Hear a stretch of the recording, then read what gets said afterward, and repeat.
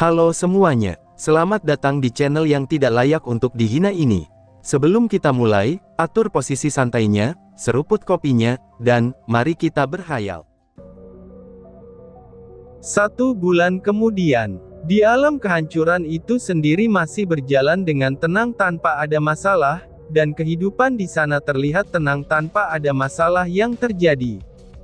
Dengan beberapa keberuntungan Lin Tian saat ini di alam kehancuran, banyak dewa penguasa tingkat rendah yang bermunculan di setiap keluarga, sekte, dan kerajaan di alam kehancuran tersebut.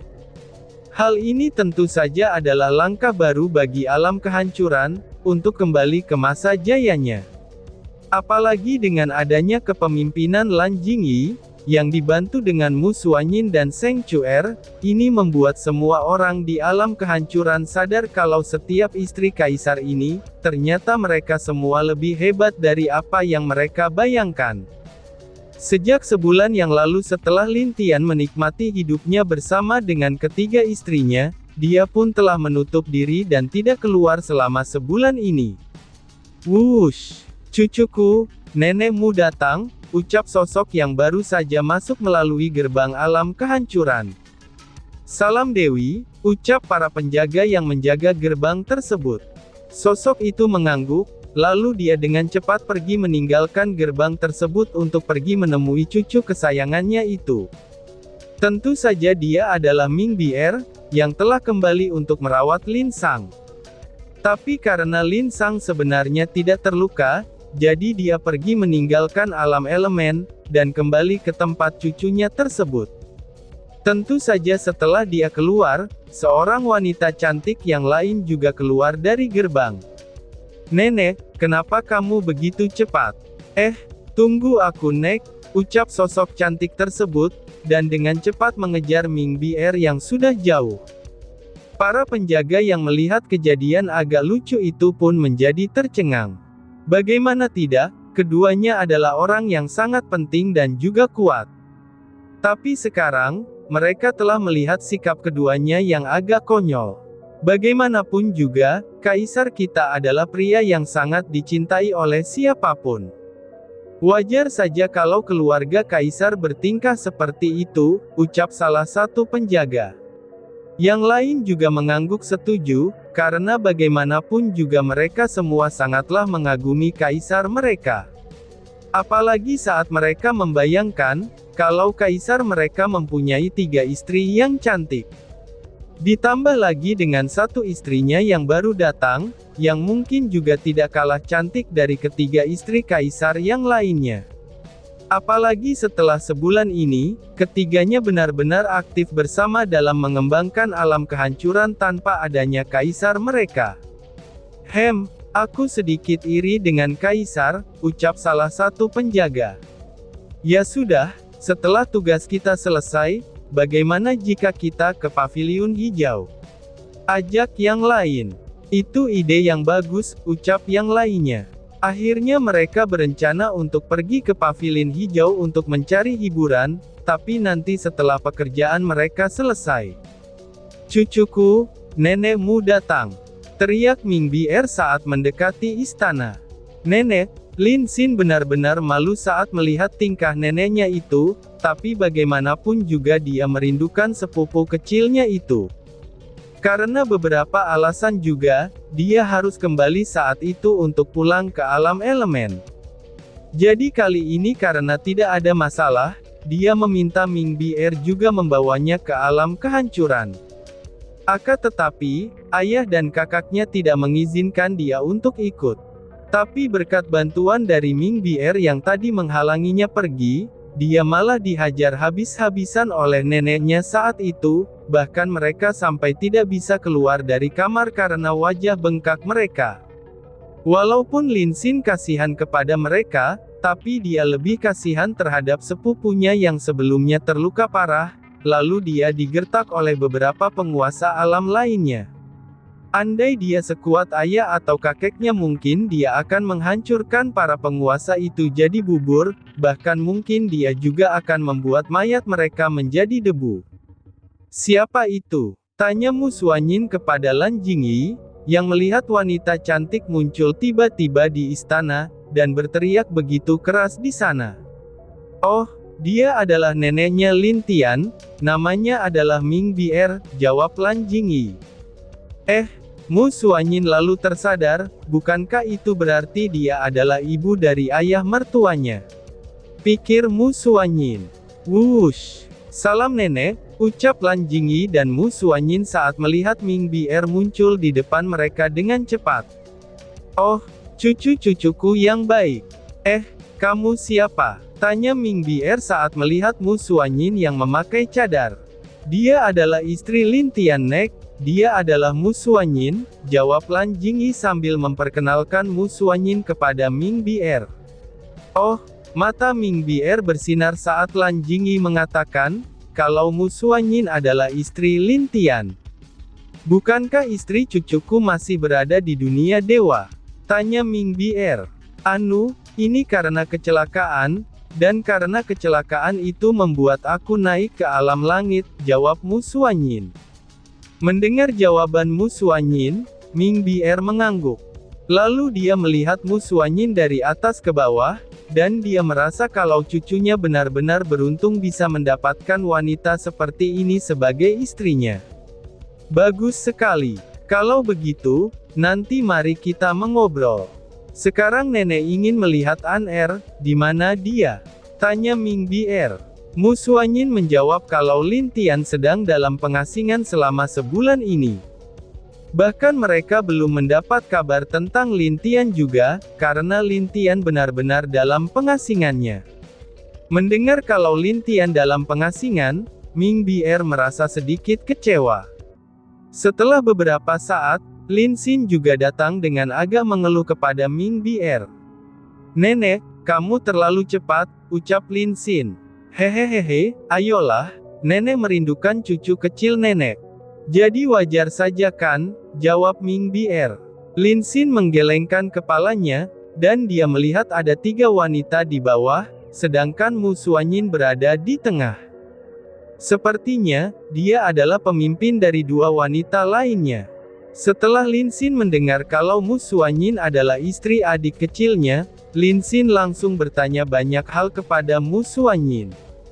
Bahkan Ming Bier menarik mereka ke halaman lain untuk mengobrol bersama, dan kebetulan juga mereka bertemu dengan Bai Yu, yang juga menyambut kedatangan Ming Bier dengan baik.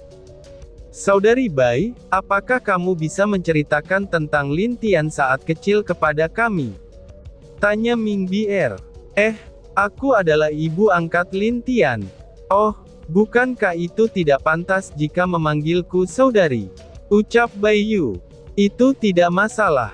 Bagaimanapun juga baik kamu dan aku, jika kita membandingkan umur kita, maka kamu jauh lebih tua daripada aku," jawab Ming Bier. "Ini bukan masalah umur, tapi sudahlah panggil saja aku Bai Yu," ucap Bai Yu dengan sopan. Ming Bier akhirnya setuju dengan usulan dari Bai Yu karena dipaksa terus, dan ini membuat dia menyerah pada akhirnya. Setelah itu, Bai Yu menceritakan Lin Tian kecil kepada mereka semua. Tapi meskipun begitu, karena dia hanya hidup kurang dari 5 tahun saat bersama Lin Tian, jadi tidak banyak yang dapat dia ceritakan. Lalu karena beberapa alasan selama Lin Tian tumbuh, dia juga bisa melihat kenangan Lin Tian. Jadi, dia juga menceritakan beberapa hal kepada keempat gadis itu tentang masa kecil Lin Tian. "Jadi apa yang telah dilakukan cucuku?" tanya Ming Bier yang sedikit penasaran.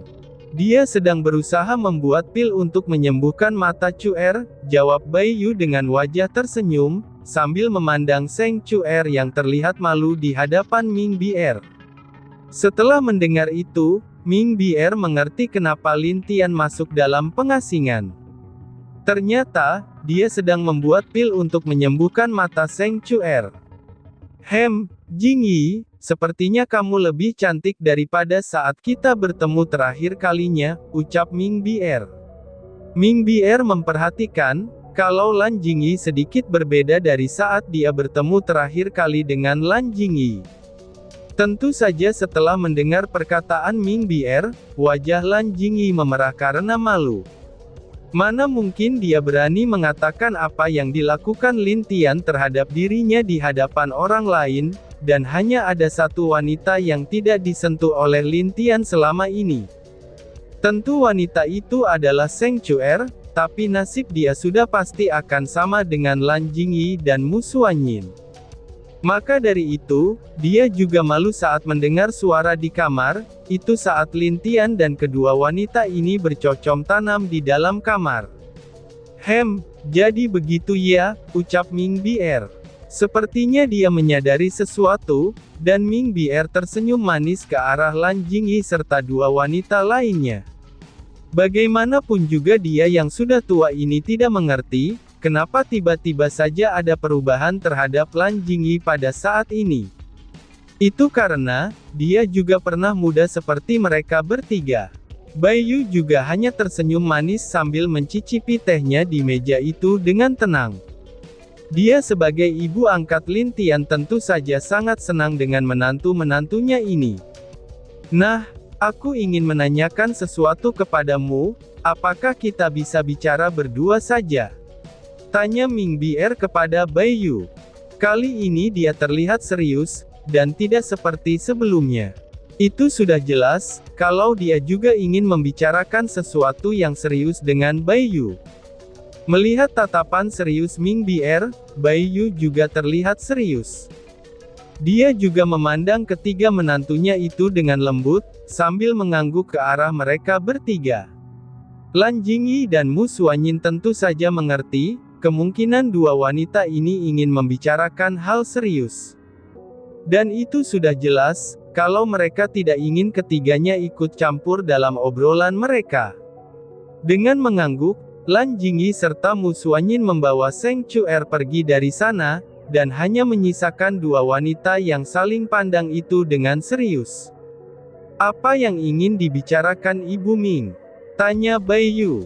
Dulu aku pernah mendapatkan berita tentangmu, yang mati dibunuh oleh orang misterius. Apakah itu benar? Tanya Ming Bier. Itu benar, saat itu demi menyelamatkan alam binatang dan juga anakku, serta anak dari saudara saudaraku, aku mengunci alam binatang suci, dan anakku Kaisar Harimau juga dijebak oleh orang-orang tersebut. Itulah sebabnya aku harus mengorbankan setengah kekuatan hidupku saat itu, jelas Bai Yu. Dia menceritakan apa yang terjadi kepada Ming Bier dengan serius, karena Bai Yu tahu kalau mungkin ada sesuatu yang ingin diketahui oleh alam elemen, atau dia bisa menemukan petunjuk siapa musuh mereka bersama-sama. Karena Bai Yu telah memikirkannya, kalau alam yang dapat bekerja sama dengan baik adalah alam elemen, kehidupan, pedang, dan alam es. Itu karena, mereka memang murni tidak pernah tertarik dengan kekuasaan sejak dulu. Jadi begitu ya, sepertinya alam langit ini benar-benar sudah kacau sejak dulu, ucap Ming Bier. Ming Bier terlihat mendesah berat, karena memikirkan alam langit yang sudah mulai dalam pertempuran besar lagi. Dan untuk kali ini, mau tidak mau dia harus ikut campur bersama tiga alam lainnya.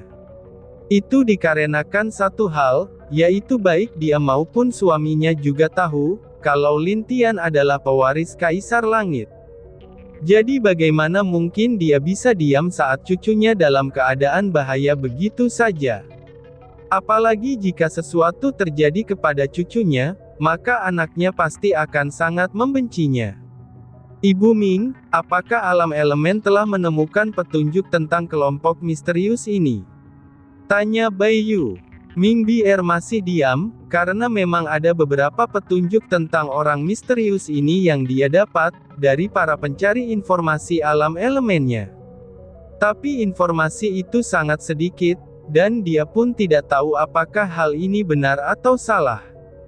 Sepertinya alam elemenmu tahu sesuatu bukan? Tanya Bai Yu sambil melihat ke arah Ming Bier dengan serius. Iya, kami memang menemukan sesuatu, tapi itu juga sesuatu yang sangat menyedihkan bagi keluarga Tian, jika aku mengatakannya kepadamu, jawab Ming Bier dengan menghela nafas. Sudah katakan saja, keluarga Tian sudah tidak ada lagi, karena mereka sudah dibantai. Dan untuk pelaku pembantaian itu, kemungkinan besar adalah orang misterius tersebut, balas Bai Yu dengan tenang sambil memandang Ming Bier.